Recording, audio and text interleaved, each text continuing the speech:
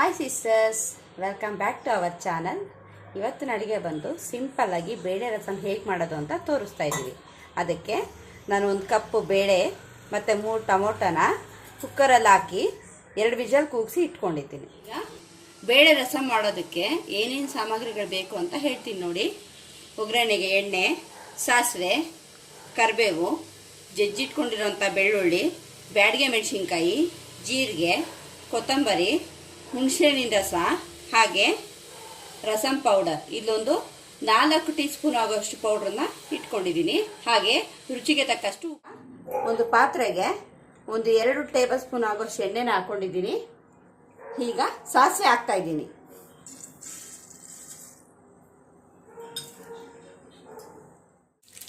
ಕರಿಬೇವು,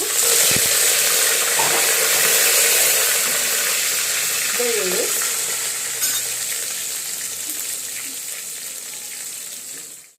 ಈಗ ಜೀರಿಗೆ,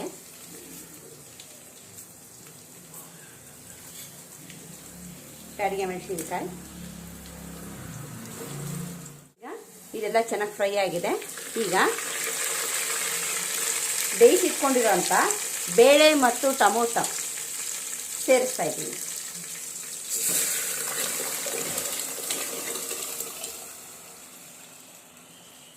ನೋಡಿ, ಹುಣಸೆಹಣ್ಣು ರಸ ಮತ್ತು ರಸಂ ಪೌಡರ್ನ ಮಿಕ್ಸ್ ಮಾಡಿ ಇವಾಗ ಬೆರೆಸ್ತಾ ಇದ್ದೀನಿ.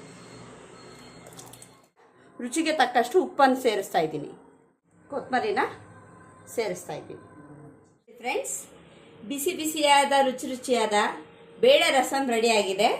ಈ ವಿಡಿಯೋ ನಿಮ್ಗೆ ಇಷ್ಟ ಆದಲ್ಲಿ ಲೈಕ್ ಮಾಡಿ, ಶೇರ್ ಮಾಡಿ, ಕಮೆಂಟ್ ಮಾಡಿ, ಸಬ್ಸ್ಕ್ರೈಬ್ ಮಾಡಿ. Thank you.